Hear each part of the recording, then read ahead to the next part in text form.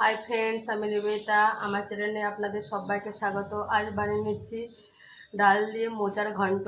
তার জন্য প্রেশার কুকারের মধ্যে নিয়ে নিচ্ছি মসুর ডাল, মুগ ডাল, আলু আর তেজপাতা দিয়েছি। এবারে দিয়ে দিলাম পরিমাণে হলুদ আর দিয়ে দেবো জল। ভালো করে দুটো সিটি মেরে সেদ্ধ করে নেব ডালটাকে। দেখুন বন্ধুরা, ডালটা সেদ্ধ হয়ে গিয়েছে। এবারে প্রেশার কুকারের মধ্যে মোচাটা সেদ্ধ করে নেব। দিয়ে দিচ্ছি মোচা, এর মধ্যে দিয়ে দেবো পরিমাণ মতো একটু লবণ, গুঁড়ো, দিয়ে দেবো জল পরিমাণ মতন, দিয়ে কুকারটা বন্ধ করে দেবো। একটা সিটি লাগিয়ে নেব। দিয়ে দেবো পরিমাণ মতো সরষের তেল।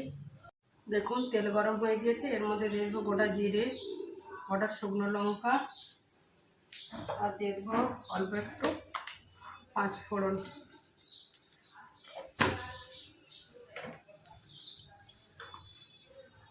একটু সময় ওয়েট করব ফোড়নটা পেকে যাওয়ার জন্য। এখন ফোড়ন থেকে এবার সুন্দর একটা স্মেল বেরিয়েছে। এবার এর মধ্যে দেবো পেঁয়াজ কুচি। পেঁয়াজটার কালার চেঞ্জ হয়েছে। এর মধ্যে দেবো অতি সামান্য আদা কাঁচা লঙ্কা বাটা। অ্যাড করে দেবো অল্প একটু হলুদ গুঁড়ো, অ্যাড করে দেবো লঙ্কা গুঁড়ো, টমেটো কুচি। ওটাকে সফট করার জন্য দিয়ে দেবো লবণ। ওটাকে সফট করার জন্য 1 মিনিটের জন্য ঢাকনা দিয়ে দেবো। ঢাকনা খুলে নিয়েছি। টমেটোটা সফট হয়ে গিয়েছে। এর মধ্যে এবারে দিয়ে দেবো সেদ্ধ করে রাখা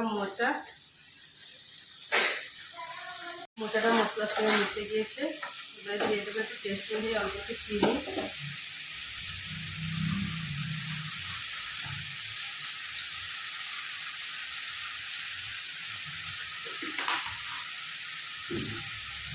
এবারে 1 মিনিটের জন্য ঢাকনা দিয়ে দিলাম মোচাটা ভালো করে ফ্রাই হওয়ার জন্য।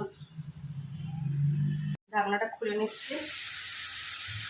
সেদ্ধ করে রাখা ডাল আর আলু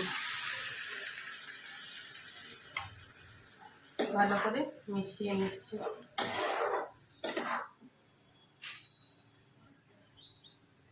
ডালটা ফুটে উঠেছে, ডালটা হয়ে গিয়েছে। আলুগুলো আর মোচাগুলোকে যেহেতু একটু ঘন্ট একটু থেতলে নিলাম। আর এটা দিয়ে দিচ্ছি বাটা গরম মশলা, এর মধ্যে অ্যাড করে দিলাম। আর ফ্লেভার দিতে জন্য দিলাম অল্প একটু ঘি। গ্যাসটাকে আমি এবার বন্ধ করে দিলাম। দেখুন আমার মোচার ডাল ঘন্ট রেডি হয়ে গিয়েছে। এইভাবে বাড়িতে বানান, খেয়ে দেখুন। ভালো লাগলে লাইক আর কমেন্ট করবেন। আর যারা অলরেডি বাড়িতে বানিয়ে ফেলেছেন কমেন্ট করবেন কেমন লাগে খেতে।